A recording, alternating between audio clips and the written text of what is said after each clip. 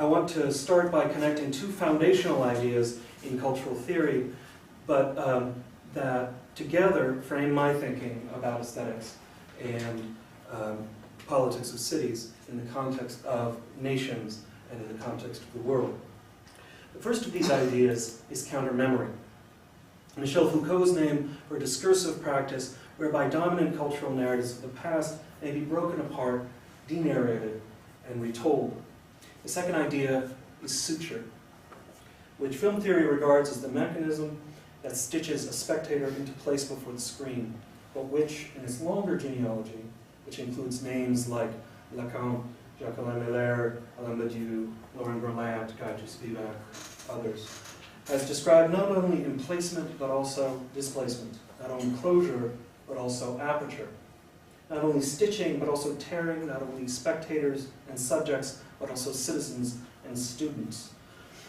I'll return to both of these ideas throughout, but my central question is, in essence, not the question that motivates avant-garde film theory. To wit, what kind of film is capable of producing a revolutionary subjectivity? In place of this question, I believe that the present moment requires something else, that we ask which cinematic practices are capable of teaching new forms of citizenship, that is, of directing an emergent form of urban life and civic engagement that is neither national nor global. I will talk about two films today.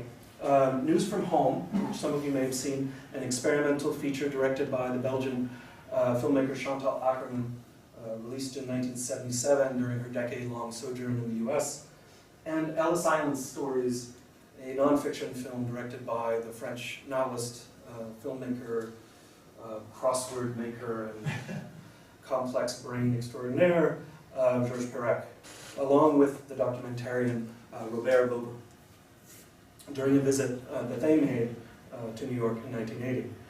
Both films are built around long takes of islands and waters in New York City's Upper Bay.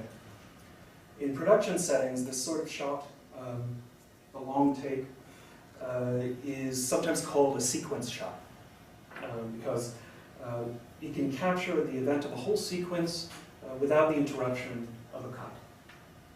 Except that in News from Home and Ellis Island Stories, there are no events. Very little happens, which I know some of you are in an avant-garde cinema class, will not surprise. So almost nothing happens in these shots, and it is precisely this nothing that concerns me, where it coincides with the something, and indeed the everything, that Ellis Island and Liberty Island occupy in the American national imaginary. The mothers of both Georges Perec and Chantal Akerman were held in Nazi camps. Akerman's mother returned, Perec's mother did not. For both filmmakers, the Upper Bay presents an alternative to this history.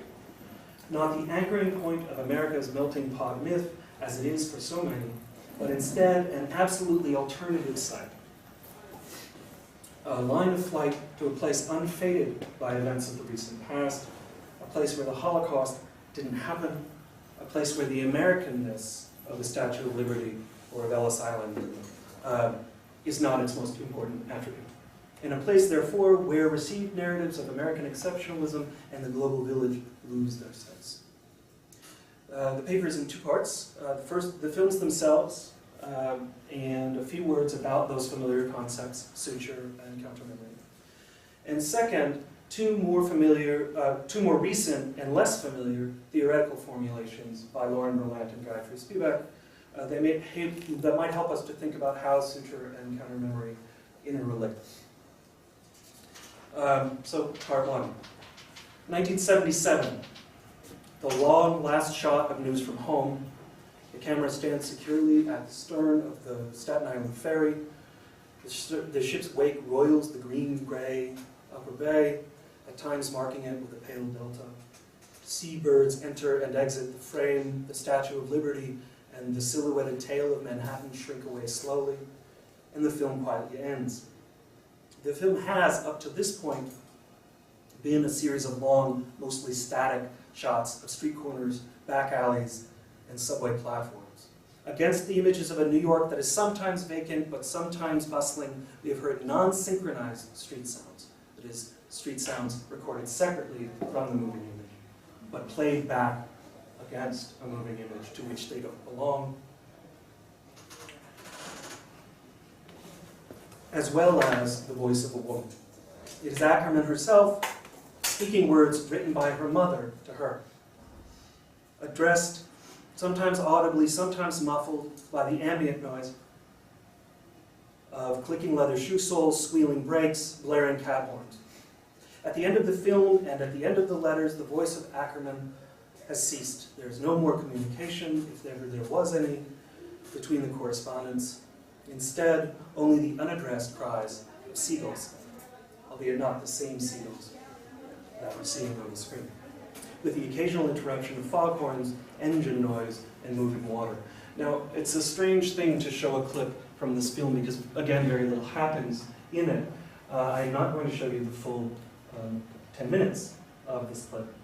And it says learn more. I would like to learn more. Okay, so I'm going to show you the first, no sound. We can live without sound. Let me just try one quick fix. No, you have to, are you connected? The sound has to connect to your, Oh! This is the sound. so you're plugged in.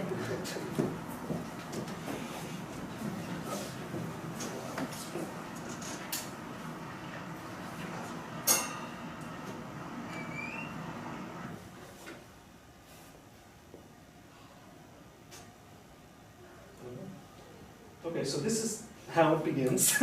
This last shot it begins right from the Staten Island ferry terminal near Battery Park in Lower Manhattan, and then it progresses. Let's see if we can get.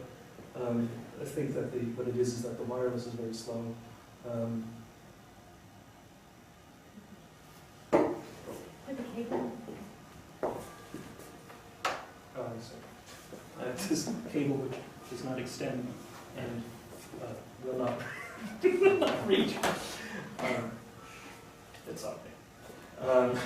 Let me see if I can give you a sense.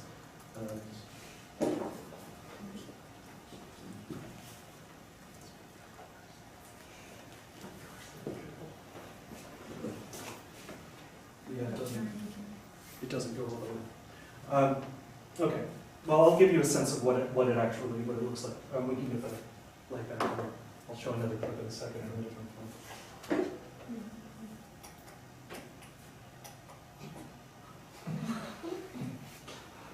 What do you do? Okay, so basically what happens is we begin from this image right at the ferry terminal, and then we pull out into the bay, and it takes about 10 minutes. It takes 10 minutes, exactly 10 minutes. You get very, very far out. You begin with this image of the basis of buildings in the financial district. It's really okay. It's really okay. You don't need to watch it. And you pull further and further out until you see Liberty Island with the Statue of Liberty. You see the one edge of Ellis Island, and the buildings of the financial district ultimately vanish into the fog itself. It takes 10 minutes, very slow, and again, very little sound. So in this shot, a film that begins with very little, just these minimalist scenes with the voice of Akerman as her own mother speaking to her through these letters, ends with even less. The final shot is a subtraction. Following Akerman's lengthy mourning over family and homelessness, she and we drift. New York is the place where Akerman lives and to which her mother writes.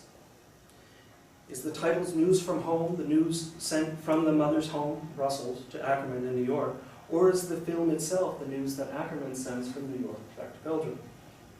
The film signifies upon home and the loss of home, loss, and the nation, and the weak bulwark of nationalism all at once. It presses into the distance as miles of bay flow beneath the ferry. Battery Park vanishes, feet of film move through Akerman's camera. At the time of the film's release, Akerman declared in an interview of the shot, quote, "It lasts 10 minutes, and I found it so beautiful, there was no reason to stop it, except the end of the reel," or EEL. "To be no longer able to see New York was so symbolic that I preferred to stay on this image in the mist." Quote. It's no accident that News from Home is a focus of the first important English language study of cinematic suture, Stephen Heath's On Suture. In a moment, the 1970s, when the psychoanalytic theory of suture is fast being translated, taught in film courses, assimilated into film knowledge, revised, opposed, and commented on, Akerman's long takes demand that the critic either embrace or reject suture, which I define for the moment in the terms of so-called apparatus theory as the ideological stapling of a spectator into the fictional space of a film through conventions of classical editing, shot reverse shot, eyeline matching. For Heath, in his retrospective essay, industry norms are far from ideologically neutral, but News from Home has not escaped ideology simply because it has a few long takes in it. Instead, for Heath, the film demonstrates how cuts and eyelines are not the only way that suture happens. For him, suture isn't about holding the spectator in place, but instead describes how a viewing subject is produced, how spectatorship happens from a position invented by the film. Which means that suture theory, in its emphasis on shot reverse shot and eyeline match, as far as Heath is concerned, has made two fundamental theoretical errors. First, a spectator is not a person, but an action of spectating, quote unquote.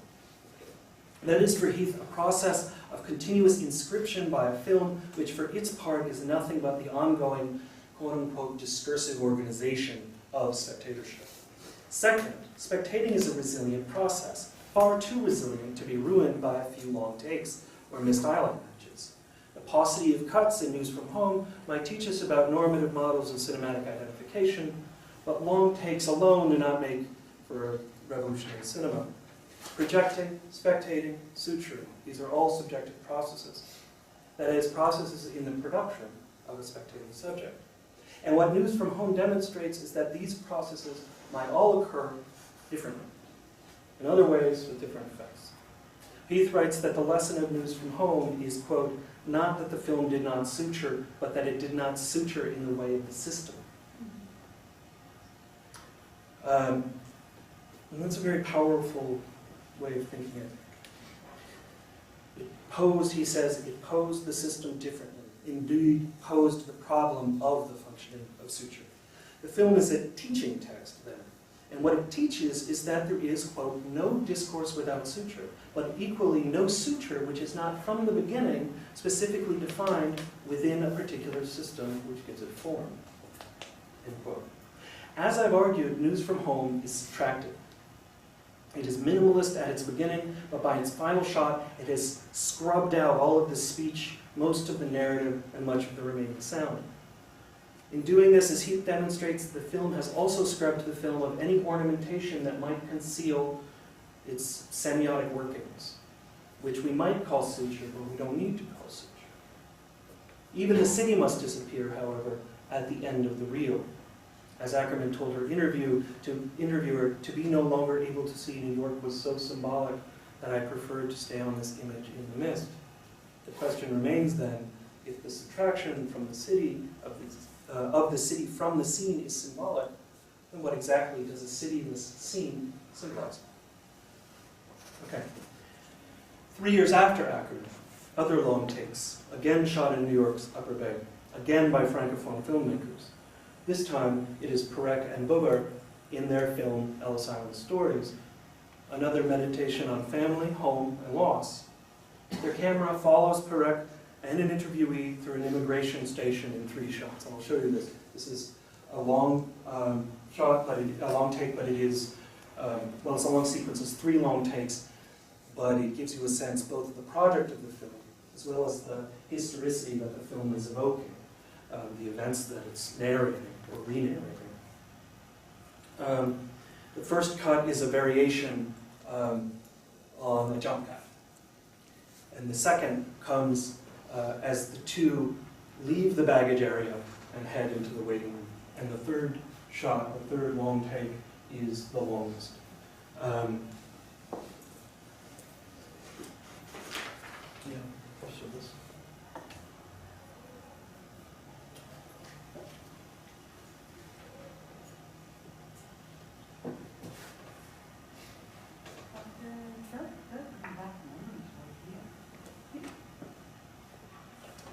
Really looks haunted now.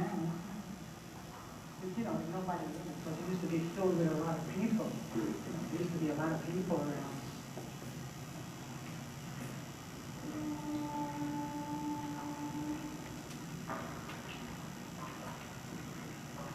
Yeah, I could see it. It's really like dilapidated now, really. There isn't much to, not like it used to be, you know, with more in place. Now it looks like all broken down. They tried to make, yeah, I remember it. Sure. Because of course they had benches then, people sitting around. No, I don't You know. think this is that room. No, I will this show is you. the luggage, yeah. Yes. Maybe we go to the room with the Yeah, yeah. tickets.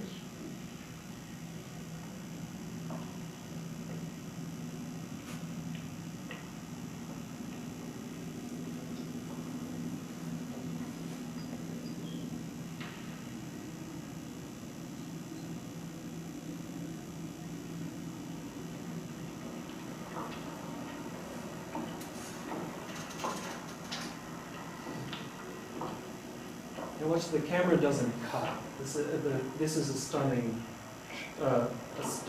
shot, because the camera continues to move. It never stops moving for very long, and it continues to run and record. So watch as it swoops up around them, it tucks down, and then once here, it will swing up, And then they would capture the entire room, and come back. and sit down and make things, they would call us, and whenever we had to go, you know, when they call our name, sometimes they call the ones that have the hat, and sometimes they call the ones that come to the United States. But most of the time, you know, we were here so long, we never heard our name called. It was very hard. You were six. You were with your mother and 6 We children. were 6 children all together. And your father? 6 children, my mother and my father. And we were all little.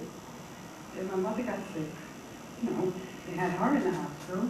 Then while she's in the hospital, my little brother got sick. You know, they used to check every morning, a doctor and a nurse used to come and take the temperature. And then they found my little brother, he was 3 years old, and they found him with a temperature. So right away they said, call Dr. Fierce, hurry up, we have to get him to the hospital.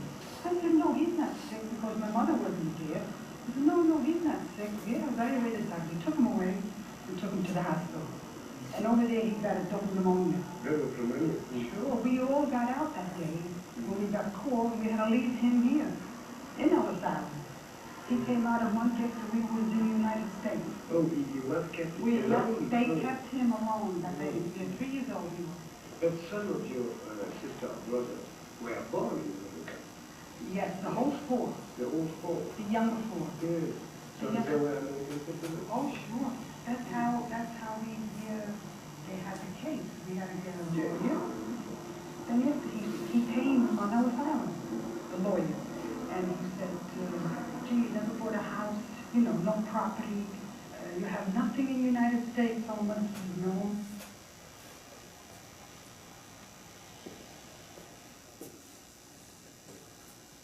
So these are not the only long takes in the film.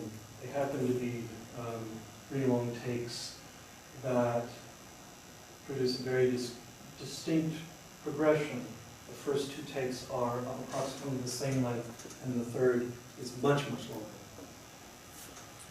And the camera is restless. It moves everywhere. It needs to, wants to, has to capture this before it leaves, because it's not coming back. In another long take, the camera peeks out from a glassed tourist boat that circles Ellis Island. Rain speckles the window, obscuring the view. The scene passes slowly, goes not as slowly as it had in Nationalism's film. In still another sequence, composed entirely of long takes, the camera travels wordlessly through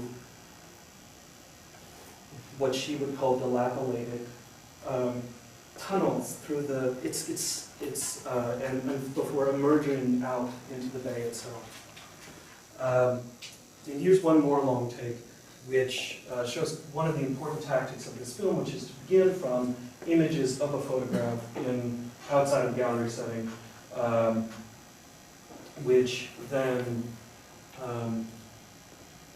opens up into space. And you watch as the camera moves away from this image up to what you will probably not be surprised to know is the Statue of Liberty on the other side of this photograph. It moves up, it moves along the horizon, and it comes back down to a different floor. In the same way that the camera in the previous shot had moved up and over. I'll turn off the sound because this way I can continue reading.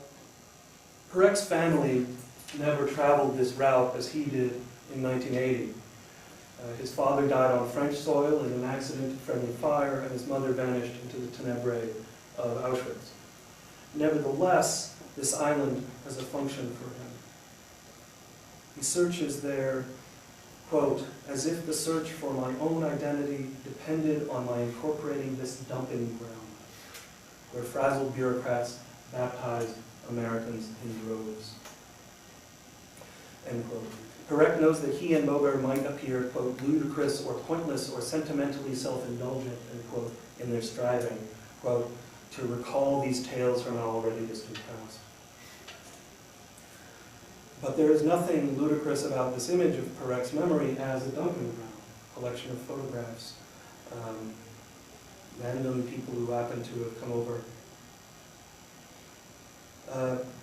The bureaucrats and the emigres may be new to his work, though, but the image of a dumping ground is very familiar to anybody who has read Perec's fiction. Was it there? It's just devastating images, fleeting images. So the best resource, so all of Perec's writing tends to compose an impractical category of accumulated detritus and unusable detail. So the best resource on this catalog remains Jean-Bertrand Pontellier, one of the most famous psychoanalysts of the late 20th century, the critic and analyst of Perec himself, whose second analysis with Perec had just ended when the film was made. So I'm going to quote a passage from him in length. Pontellier in this passage calls Perec Pierre, which is not his name, it's for book publication. It's supposed to be keeping it private, but everybody who reads it knows immediately, if they know that he analyzed Perec, that that's who he's talking about. Quote, childhood memories, said Pierre, were not his strong point. Useless looking in that direction. He didn't complain about this void, this bottomless hole at the origins of memory. Neither did he extract from it the glory of having, as it were, given birth to himself. In fact, his memory was vast, ready to welcome, to register all sorts of information. Telephone numbers, the name of a minor character in a B-movie, that of a horse which had won a race at Longchamp, that of a Secretary of State for Industrial Development, the address of a restaurant in Lyon where the leaked vinaigrette is worth the detour, the classification mark of an old book he had looked up in the Bibliothèque Nationale, the exact location of a statue in a small public garden in the 18th arrondissement. An inexhaustible bank of disordered data, a facetious computer without directions for use. Pierre's memory would go on visits, exploring places, determined to capture them, to grab them like a photographer on the lookout or like a bailiff. Pierre would describe to me the streets where he had lived, the rooms he had stayed in, the pattern on the wallpaper. He would specify the dimensions of the bed, of the window, the position of each piece of furniture, the shape of the door handle, in an endless census that mustn't let anything get lost. Pierre's rooms, the more I saw them filled with objects, the more empty they seemed to me, The more precise the topography, the wider the desert. The more the map was populated with names, the more silent it was. Pierre's mother had disappeared into a gas chamber. Beneath all those empty rooms, which he was never done filling, there was this one room. Beneath all those names, that which has no name. Beneath all the relics, a lost mother who had left not the slightest trace. One day, when was it then, Pierre and I managed to find words that were not remains. Words that, by a miracle, reached their unknown addressee. I quote Pontalis at length not because he inaugurates the virtual cottage industry of Perecian psychobiography, which he does. We can turn the lights on. Keep everybody awake. There's no more clips. Thank you so much. But rather because Pontalis' account is the most committed and nuanced of close readings of Perec. Memory in Perec's work, according to Pontalis, is not about recall. It's about accumulation, accretion, revision, elaboration, invention. On Perec's own account, his life and work are an accretion of details, the objects of quotidian life that he called infraordinary.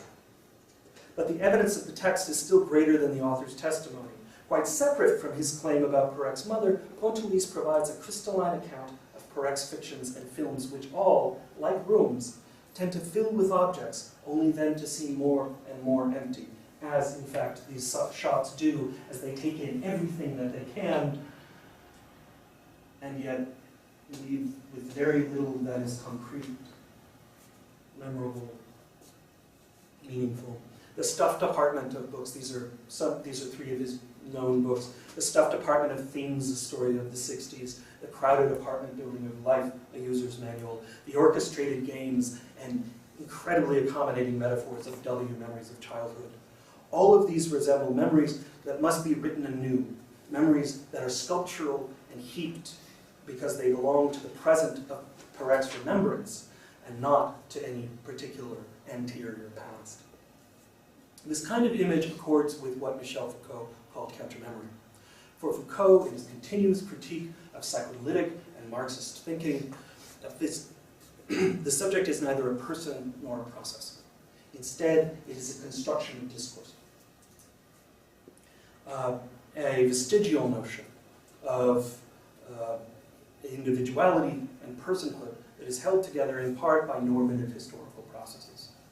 So he asks, can we tell history differently and thereby either get rid of the subject or tell his story but on different terms?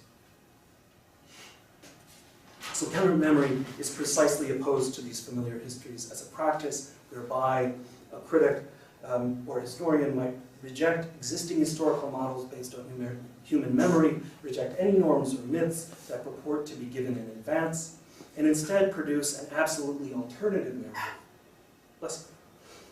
that parodies or dissociates the more familiar narratives of the past. Counter-memory is a, quote, historical sense freed from the demands of supra-historical history. That's a Java Hegel, end quote. Quote, a use of history that severs its connection to memory in its metaphysical and anthropological line, end quote. And, quote, a transformation of history into a totally different form of time, end quote. This totally different form of time is precisely what Ellis Island Stories affects with its long takes, as Perec travels on what Pontalis calls one of his visits. The film is a narrative of the Jewish past, but not of Perec's past. It's a narrative of migration and arrival, but it's concerned with the travelers and the transit, and not at all with the nations that were left behind or arrived at. When the camera does enter the immigration station itself, what it finds is a practically burnt-out shell. The interviews delve into remembrances of arrival, yet these are nearly all misremembrances. In the clip we saw, Perec enters the building with a woman who had emigrated many, many years before, who says, yes, I remember this room. And he says, no, it was that room over there. In another scene, he asks an old man if he had, at 6 years old, traveled in steerage class, the class below third class. And the old man answers, no, not steerage. Then he pauses. It might have been steerage. Human memory fails. That's the point. The narrative of America, a nation of immigrants, fails. And yet, shot by shot, the film gathers, accreting and accumulating, heaping and stacking its images of life, loss, death, burnt-out buildings, architectural remainders, and reminders. Part 2.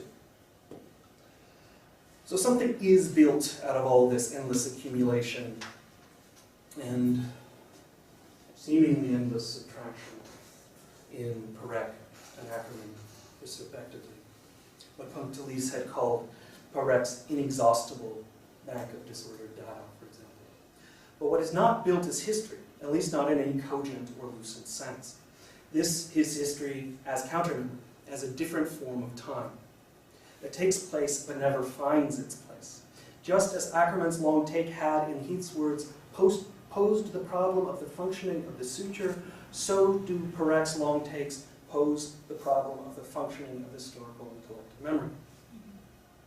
Pier Paolo Pasolini famously decried long takes by equating the cinematic cut with death itself, and then by arguing that we need it. We need death. It must be present in the cinematic field if a film is to make human meaning, because death is part of human existence. Quote, "Until I am dead, no one can be sure that they truly know me. Death is thus absolutely necessary, because for as long as we are alive, we make no sense. It is only thanks to death that we can allow ourselves, that our lives allow us to speak." End quote. In this classic account, it's really the only account that everybody has to talk about when they're talking about long takes. The long take is an imitation of life lived without death. It's a lie. It's a life lived without the acknowledgement that everybody does die. For a film to speak, in Pasolini's terms, it must not hide its cuts. In what Sergei Eisenstein called a cinema of montage, it must show that it understands death, includes death within the vital field of sound and image, and therefore gestures beyond mere imitation, toward reflection and self-knowledge. Pasolini concludes, quote, "Either be immortal and unspoken, or speak oneself and die." End quote. The long takes of Ellis Island and News from Home tell a different story. They may cut only rarely, but they are shot through with death nevertheless, haunted by the specter of a loss on a world scale. Their long takes admit to this loss in the frame, either as a force of subtraction, Akerman, or as an item among items to be piled, sorted, and cataloged upon an empty room. Pontelis writes, quote, "The more precise the topography, the wider the desert," end quote. An enigmatic description that might apply to either of these films. What both films achieve through their long takes is a discrete and unsettling but precise map of life lived in cohabitation with death. This is Pontelis's precise topography, or what Jewish American novelist Stanley Elkin, during those same years, named a thanatopography. It is a map of a transition point, the Upper Bay, which is not quite assimilable to any single national context. It is therefore out of place in a cosmopolitan and post-national globe. At home nowhere, rather than at home everywhere, the cameras of Akerman and Perec slowly wander their, quote, wider desert, end quote.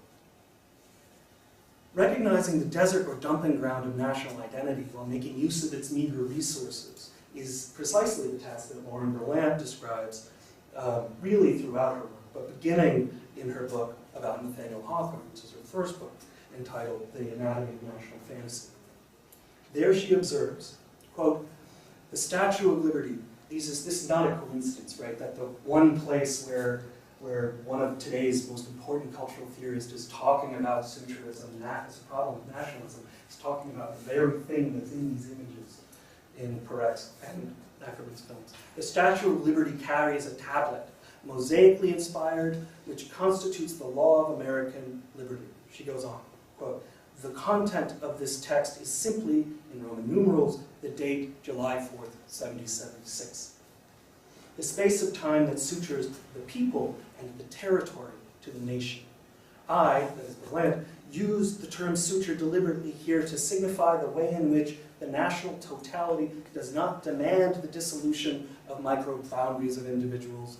Rather, as is the case with the statue's iconic construction, internal boundaries are conferred on citizens of geographical and political territory and are legitimated as traces of the nation's promise of sovereignty. End quote.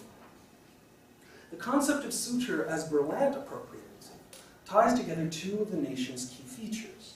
First, a historical feature, a narrative of creation that is shrunk down to a number, 1776, July 4th, the date of the signing of the Declaration of Independence. And second, a feature of the visual landscape, the statue itself. The ostensibly simple and timeless punctual version of freedom, blown up to the monumental and mosaic form of the Statue of Liberty, that very feature which marks Akerman's and Perec's films. By conjoining these features, the historical feature and the visual feature, Berlant exposes a process of national subject formation that occurs wherever signifiers of nationhood encounter one another in ways that are both historical and familiar. A nation does not identify its subjects from without on this view, but instead produces them through an elaborate seduction, regularly offering up the devices through which they are free to self-identify as members of a nationally bounded civil society. This is a suture, Berlant writes, because it knots disparate subjects together as a territorialized people and does so in a twofold process. First, the divisions that might have separated subjects become internal to those subjects. And second, national subjectivity gets redefined as the outcome of a process by which internal differences are bound, mended, transcended. Nationality, then, is a form of experience lived at the intersection between me, the historical individual, and me, the iconic citizen. And the name given to that intersection, which is also a non-coincidence or contradiction, is suture. For Berlant, it is through reading, processes of reading, that sutures can be located, mapped, even loosened. The procedures of national subjectivation are diverse and tightly knit, and obviously involve more than just emblazoning a national birthday onto a mute monument. But as an instance of figure of language, the Statue of Liberty is visible and legible, and is made still more visible by some representational practices and by others. In Berlant's terms, that statue, and we might add the immigration station on Ellis Island, the financial district in Lower Manhattan, every object in the iconography of these films exhibits the power that some objects have to condense the ostensible character of a nation. At the same time, as he argued with cinematic suture, that consolidation could happen by other means, to other ends. It invites contrary practices of reading and of production that would cut against the predominance of nations, rather than just reproduce or monumentalize them. Berlant's vision of an alternative form of citizenship, like that of Akerman and Perec, can be seen as an attempt to generate and proliferate recombinations of old identificatory knots and sutures. In Hawthorne, Berlant finds a figure who begins to disable these sutures. What she says of him could be said of our cinematic long takes, that they open up, quote, other political vistas based not on mass consent to be politically collective, but on a politics of experiment. Experience, subjective identification that might or might not refer to or reauthorize the national horizon. Indeed, the films take this horizon metaphor very, very literally, in their focus on the city skyline itself, and on the gray edge where the bay meets the air. This horizon is the nation's narrative and linguistic frame, as well as the primary tool by which the nation justifies itself to itself, through, quote, this is the last quote from Berlant, the national symbolic that sutures the body and subjectivity to the public sphere of discourse, time, and space that constitutes the objective, official political reality of the nation, end quote. Perec and Akerman in just this way appear to disarticulate what has been articulated, the icons and styles of political speech that would mythologize consent and democracy. So, rather than merely dismantling a national emblem, this attention to suture is actually a form of production. Not just the interruption of speech, but also a kind of speech. A disassembly of artifacts and a reassembly of component parts in the form of a continuously legible national ruin. In Perecian fashion, say, laying out the components of a large, grand machine upon a blanket in no particular order, and with no instructions for how to put it back together. Heath argued that Akerman's sutures would allow us to see how we are called to participate in classical conventions of film spectatorship. More urgently, however, both Akerman and Perec refused to renew any allegorization of national culture, any reification of its ostensible losses or wounds, any establishment of a new permanent language of nationalism. Enthusiasm for ruins is not sufficient. Instead, in re-narrating the formative tale of immigration, Akerman and Perec attempt an impossible, or at least improbable task, standing with one foot planted in the heart of a national myth, and with the other foot kicking at the stump of national hegemony. National suture, in Berlant's sense, is a twofold movement that involves both the effective, if limited, sovereignty of the individual citizen and the largely imaginary, but in fact unlimited, sovereignty of the state. Both the coherence of a nationally identified collective and the perpetual incoherence of that single. Perec and Akerman risk losing themselves and us in the void that separates the fantasy of national identification from the fantasy, perhaps this is also a fantasy, of a post-national present. So what? If Perec and Akerman manage in their art films with their limited circulation and their highly educated urban audiences to make any classrooms, to make a counter-memorial cinema that sutures differently and finds in it a different form of time, so what? Maybe we can read these films for a complex practice of non-national, sub-global history or citizenship, but what good does that do? One more theory of suture then. Gayatri Chakravorty-Spivak has written in recent years about a practice of suture that is very different from the one that I've described, or the two that I've described. This practice would appear to be very remote from the films of Akerman and Perec. What it describes is a practice for which we have an increasing need.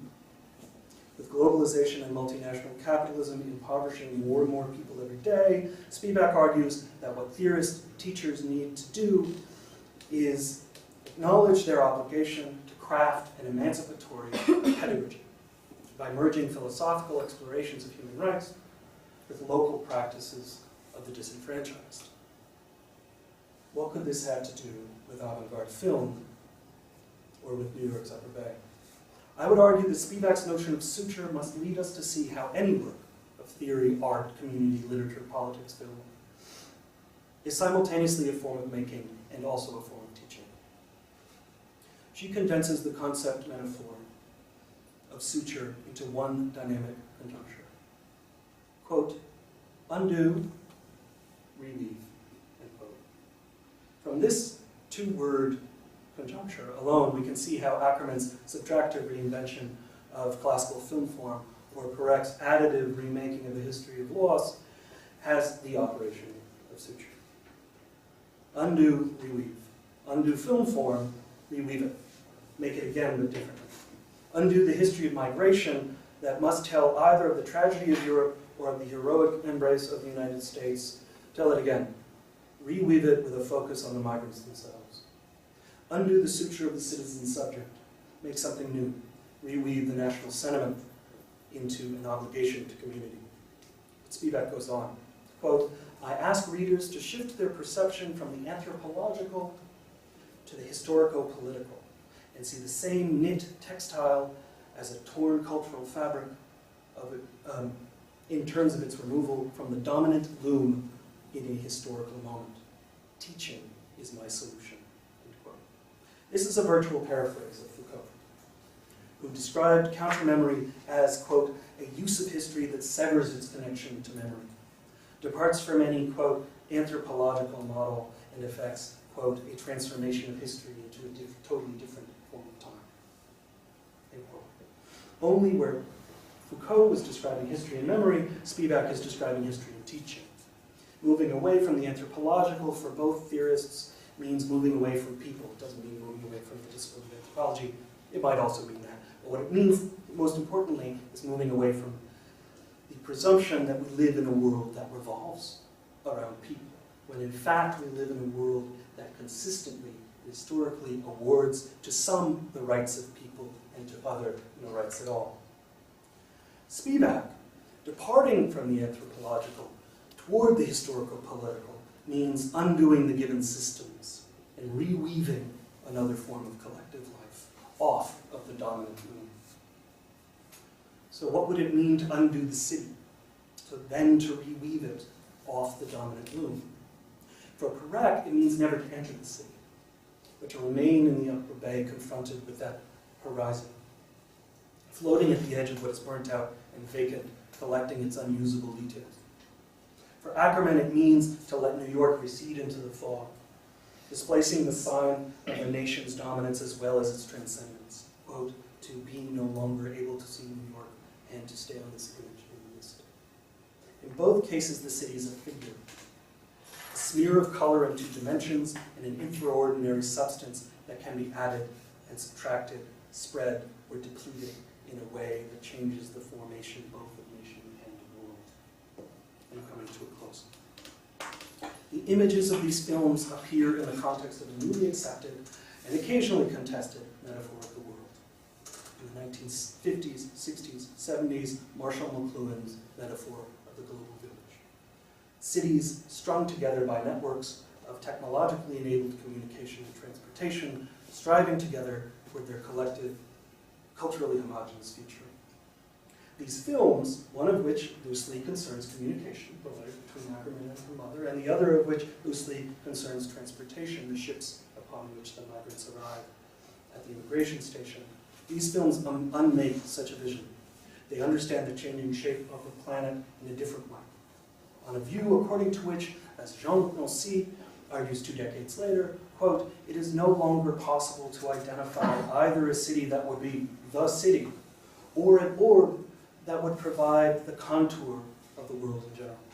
The city spreads and extends all the way to the point where, while it tends to cover the entire orb of the planet, it loses its properties as a city. End quote. Historically and theoretically regarded as a nation's ideological and commercial anchor, cities have also been said to open the national window onto a collaborative and international order. Yet for the city to be either an anchor or a window, it must stay still, must stay in place, which it no longer can in a world of technological and aesthetic experiments off the dominant loom. For the city to remain a city, it must remain itself, a hub for trade and culture above all. Yet it will do none of these things for Perec and Akerman. For McLuhan, the cities are brought into immediate connection. For these films, by contrast, the city is not the sign of a national coming together or global spreading apart. Instead, is a mirage at the horizon, a locus of diminishment and accumulation, both impoverishing and overburdening their very metaphors of globe and nation, and rendering them less usable. In place of these ideas, these metaphors, globe, nation, a process of spectating in a different form of time. The long takes carry us to the end of the reel, in Akerman's words, where what is given must appear strange. The estranged city, the city made awful, or ludicrous, or diffuse, or beside the point, is a disfiguration of the nation-state, denying identity any purchase on community, and detaching memory from any role in history. These shots are a teaching, in other words, that would aim toward the impossible task, or at least the improbable task, of producing non-national, non-global citizens capable of surviving together.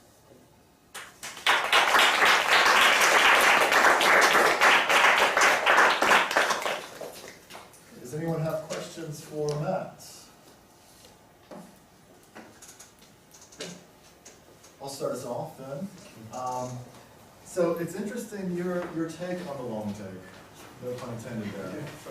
Because in many ways I think it goes against the grain of a whole group of filmmakers in the way that they understand what that strategy is accomplishing. I'm thinking of in the first 12 minutes of Godard's Weekend, A Riddle of the Sphinx, where it's really dominated by this Brechtian idea of distanciation, right? Where through a kind of reflexivity, the spectator is asked to question the means by which the film creates a world, right? Not content, but the whole structure of an image coming into being and subjectivity. It's an ethical form of spectatorship, Yeah. right?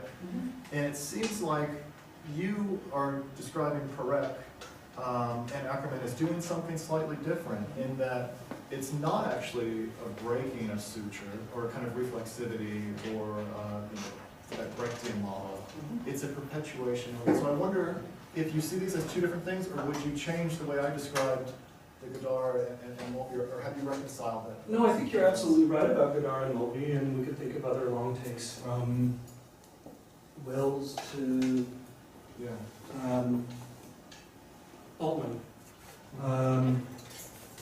As, yes, a traditional model of thinking where at the same time it produces distantiation, the film seems weird because it has these long takes in it, and we're accustomed to cuts that orient us. Instead, we get long takes that disorient us. And at the same time that admit contingency, this is the other language that is often used to talk about long takes, that admits contingency. Certainly there's a way of reading that here.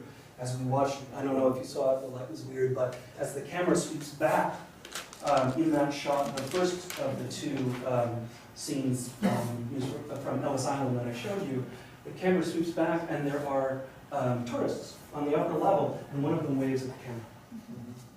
And there's a real way in which that is exactly the contingency that people who talk about contingency in the long take are talking about. It's a breaking of anything like the illusion of intimacy with the characters, which in a documentary would be the interviewer and the interviewee. Strangeness. Yeah. It's strange, it breaks it. And if you're Mulvey, that's what you want to do. You want to break it. If you're Godard, not so much. Yeah. Godard loves it. And this is the thing where I would draw the difference between Godard and Mulvey from the standpoint of production, but not from the standpoint of viewing, which is that the distancing that they produce in their films is something that the people who would be inclined to watch Mulvey and Godard love. It's not a rejection of intimacy with the film image, it's a reconfiguration. It's an elitist gesture as well. I don't know if it's elitist. I don't know, because I mean they're both so committed to and motivated by class concerns. To say that it's elitist would be automatically to say that those films fail.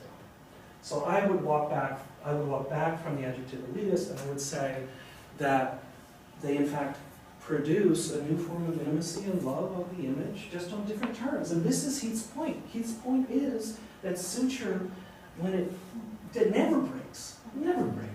It's just that it gets rebuilt all the time, and it has the capacity, and he would say this, and did say this, about Godard and Mulvey, is that it gets rebuilt all the time, it just gets rebuilt differently.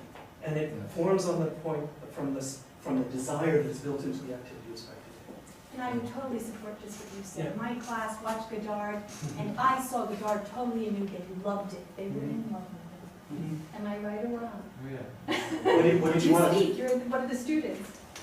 No. Now he feels like No. Which film was it? breathless. But the whole, I was worried about their watching it and thought elitist and a lot of Yeah. things. But it worked in a way that they talked about it. They laughed, they enjoyed it, they responded, they fell in love with it. And I think you're to your point. Yeah, and I mean I think that a And lot that's of more it, accessible, I Yes. recognize. but still, I mean, with Breathless, it's also, you know, sure there are long takes, sure there are. But it worked. It worked so well. It works because worked so well. but it's also anchored in such traditional forms of cinematic desire.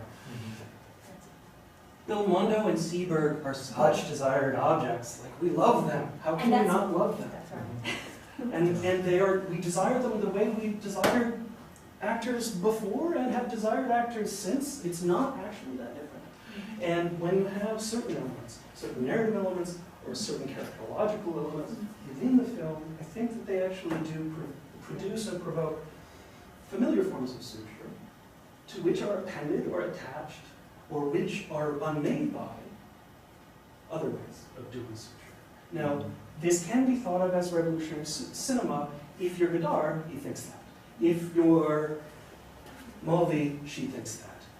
I think that this is the reason why people read, one of the many reasons why people read a whole lot more Mulvey than they do Heath, is that he doesn't think that that's true.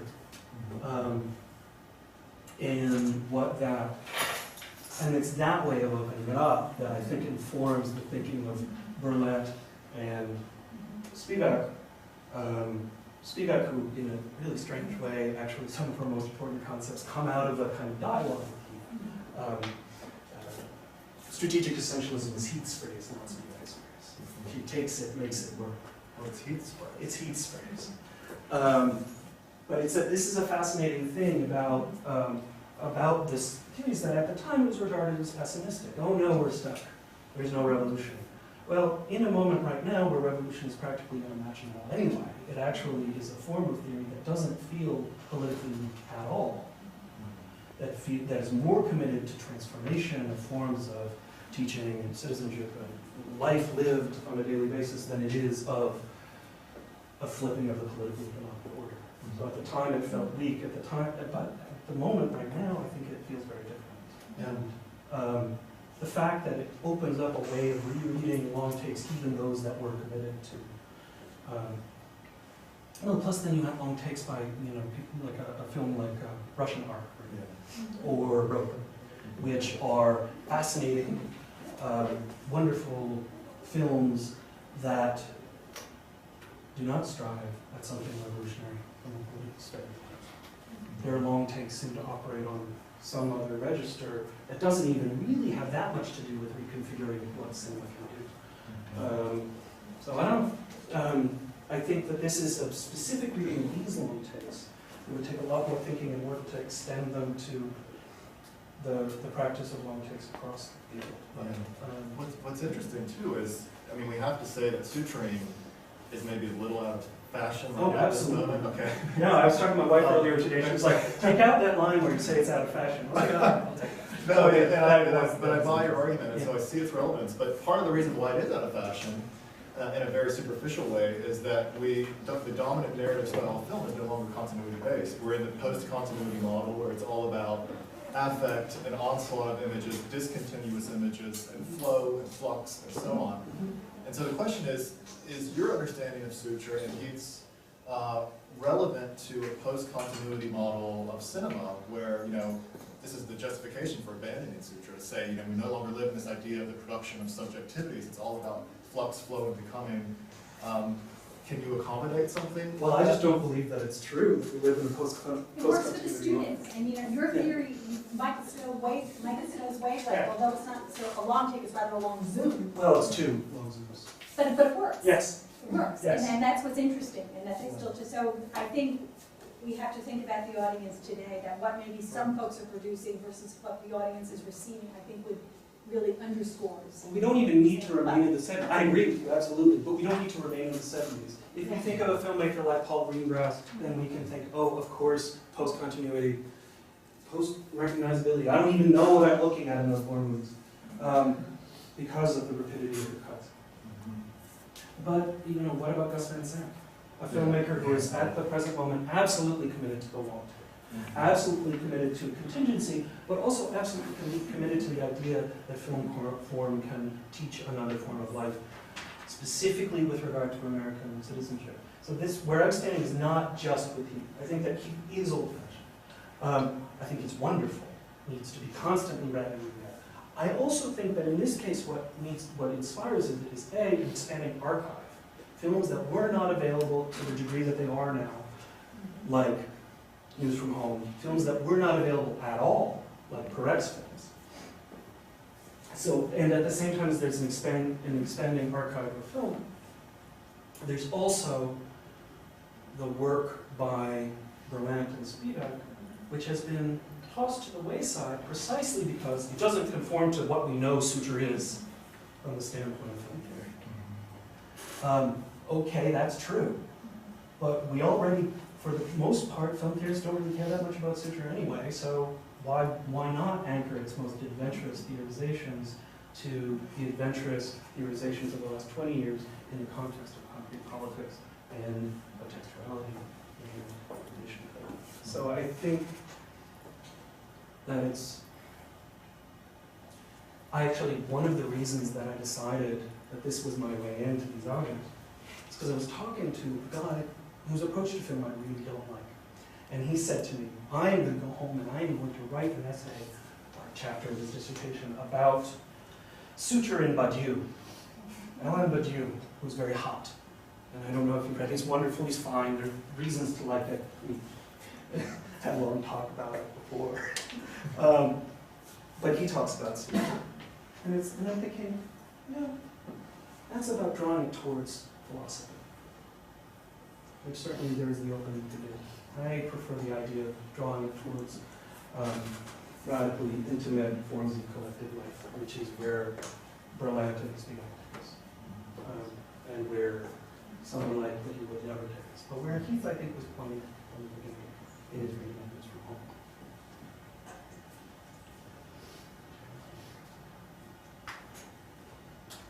Anyone else want to jump in here? It is late and my feelings won't be hurt.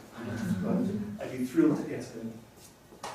Do you guys think that film could produce a revolutionary consciousness? What do you think about this very general idea?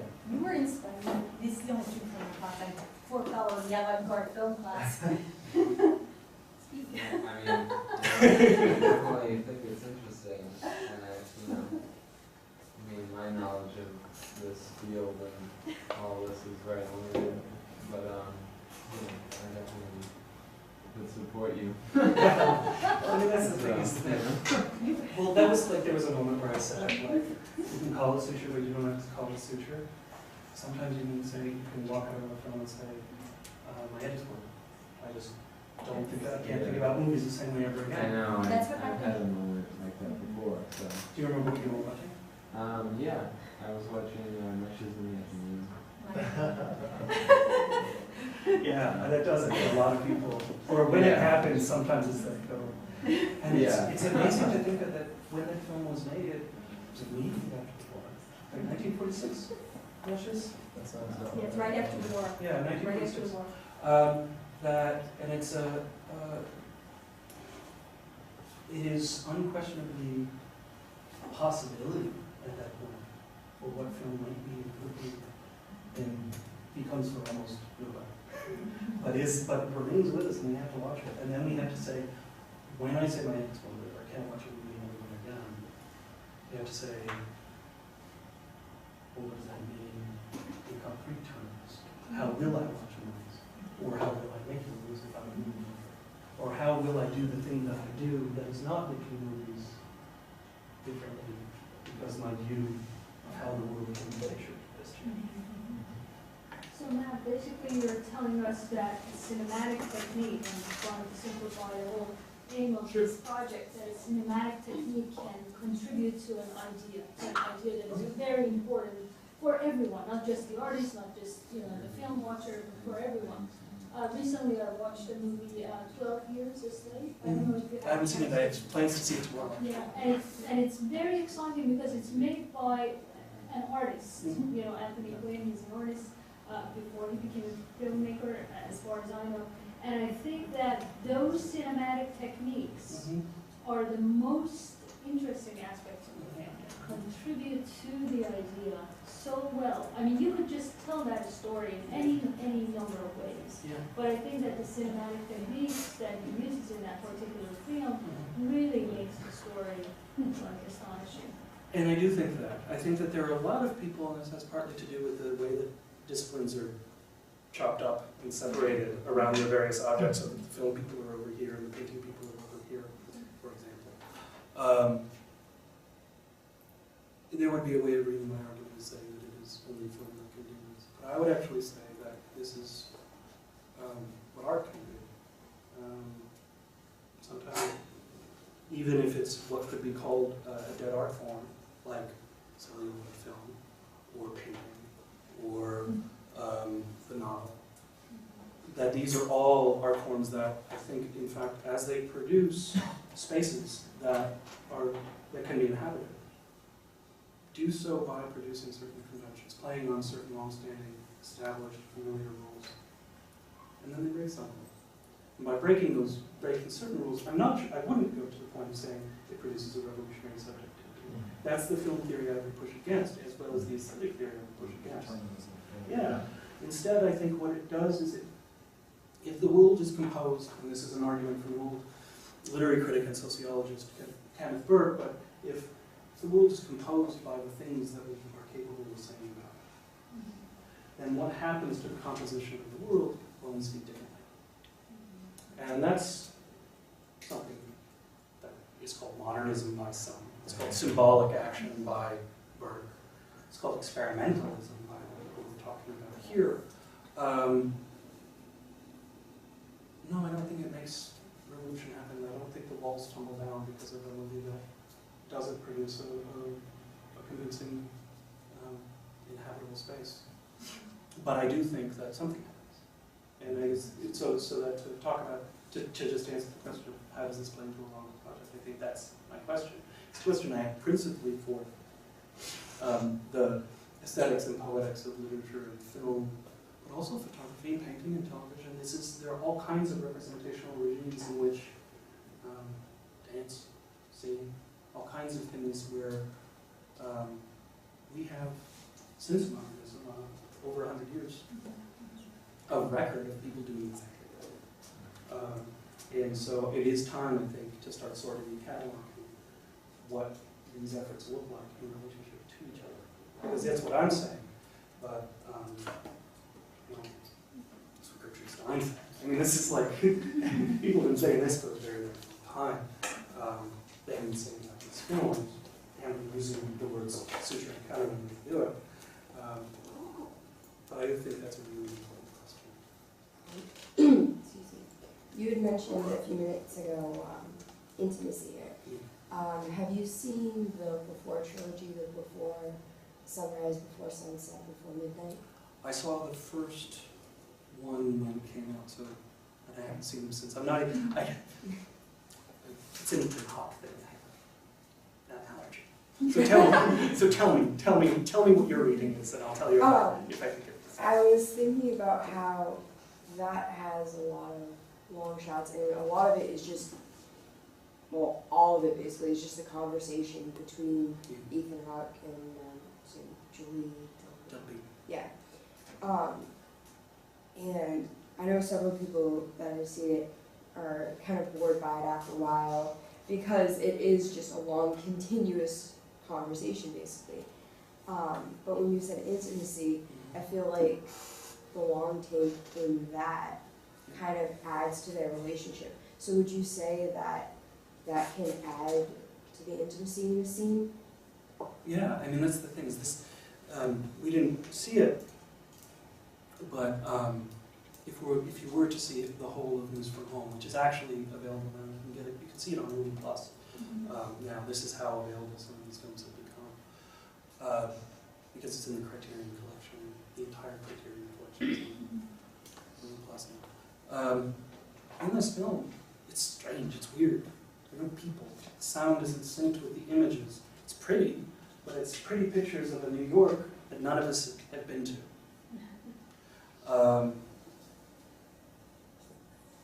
But through it all is this dialogue, which is not a dialogue. It's just Akerman's own voice reading her letters to herself. But how much more intimate can you get than a letter between mother and daughter? I mean, this is intimacy, and this is the space that you inhabit, even when you can't hear it. This is often true. Now, something like that, the Before trilogy is. Did Richard Linklater direct those? Who directed those? Do you remember? Yeah, and in much of Linklater, what? Nothing. I don't know that. That's interesting. I think he did. I could be wrong about that. I think it is. But Linklater's project is, as I know is the project of those films, has to do with producing unconventional relationships in space and time. You look at a movie like Tape. It's all in a hotel room or a tiny room. You know, it's all about the configurations of intimacy.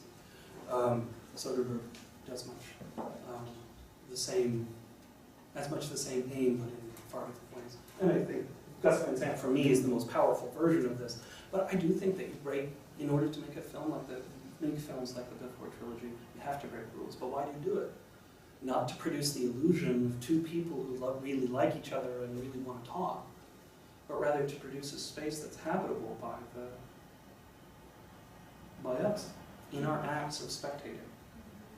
And I do think that, again, not revolutionary. But what is? That's the thing.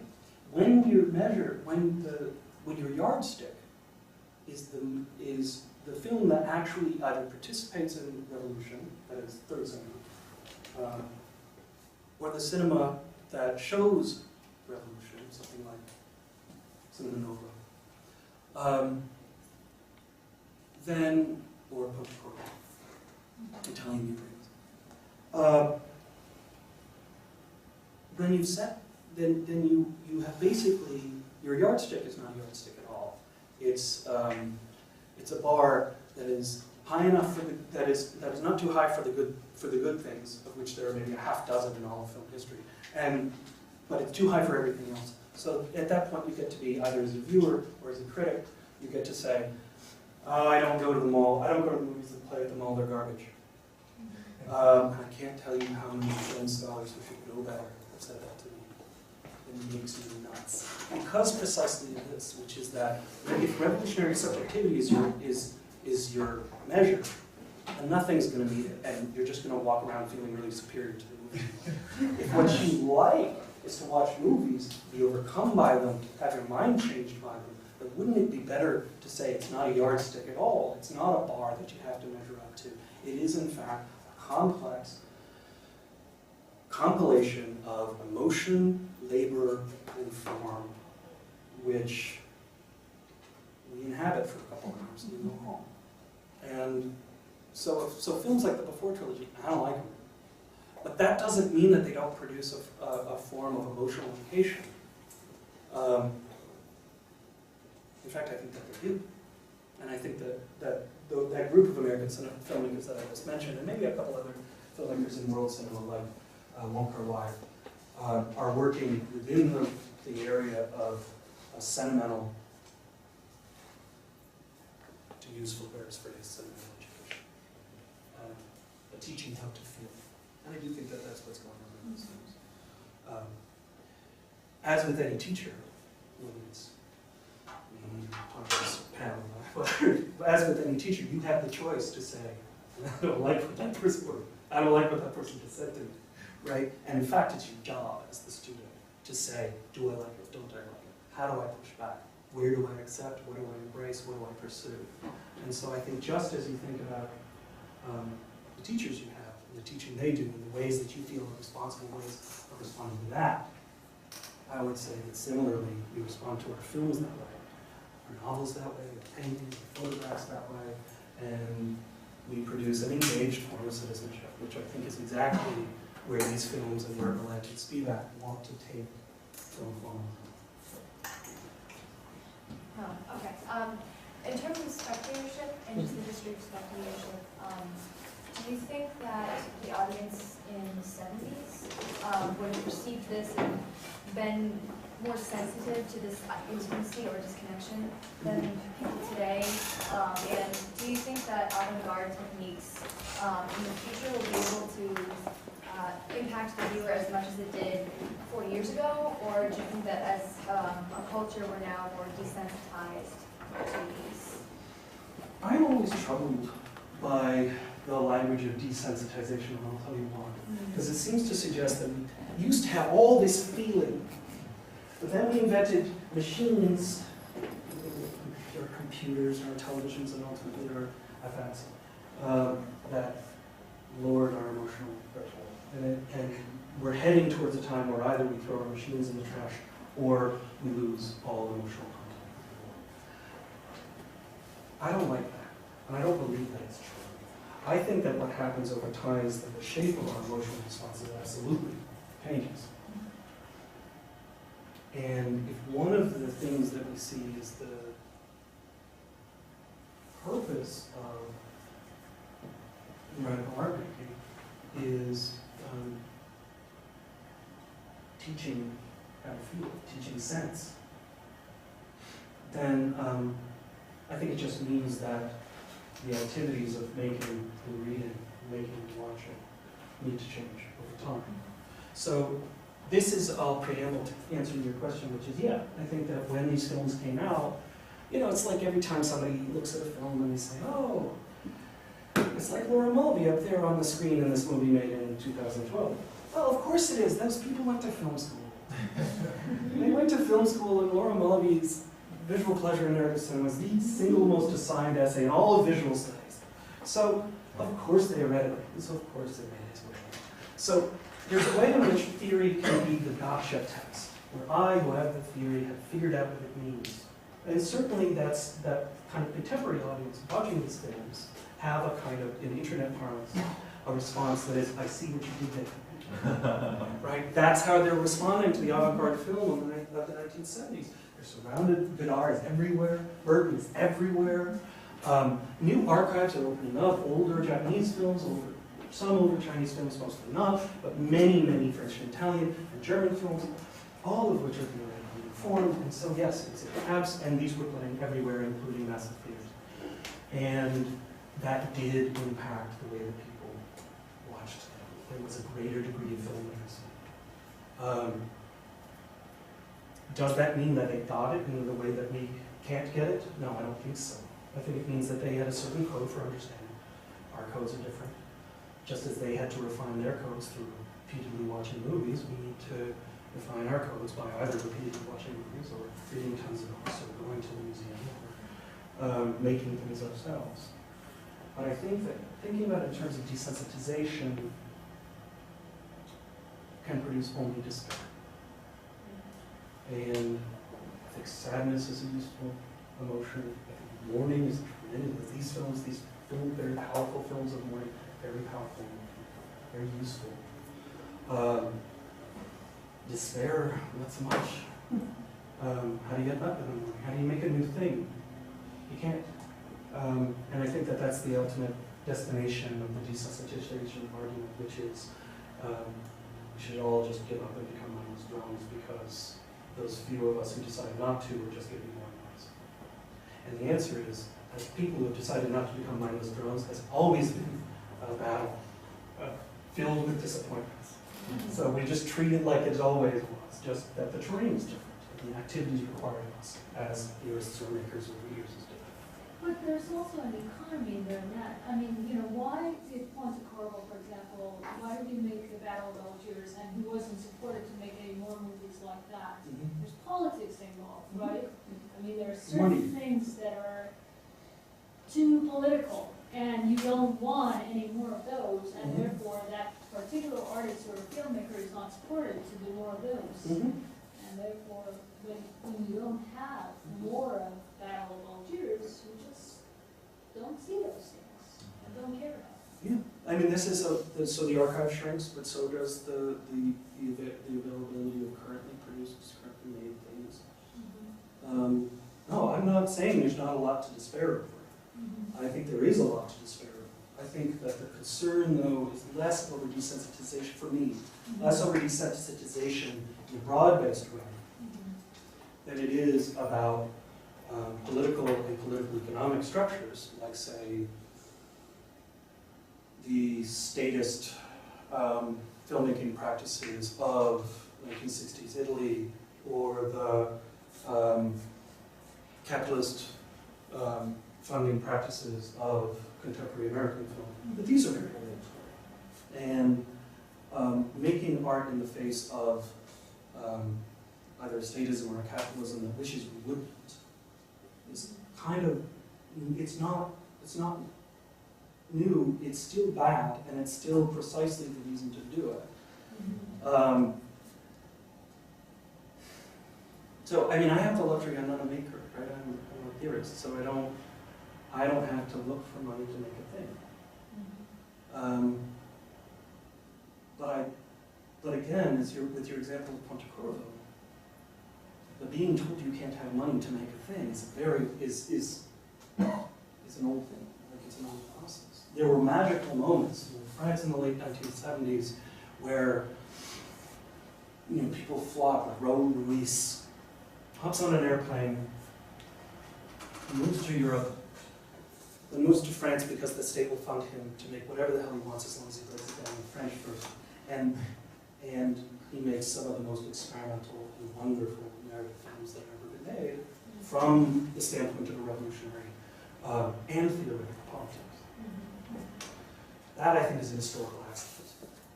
And to me, when we identify those historical conjunctures where that kind of making has been proliferate, I think it, to me anyway, this is my pessimism, that that's always a historical accident. It's a wonderful accident because it adds something permanent to your path, or at least not permanent.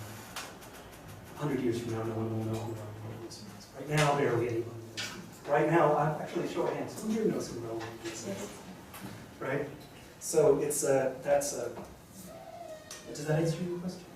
Just let's look to Iran, even the 80s and 90s, you know, the problems with Iran or censorship, actually some of the greatest movies come out of there because of that, in response to it. Those barriers sometimes actually help. This is not a film, right? Yeah. This is not a film, which is sort of a dialogue about this negation. Well, thank you so much, Matt, for giving us so much to think about.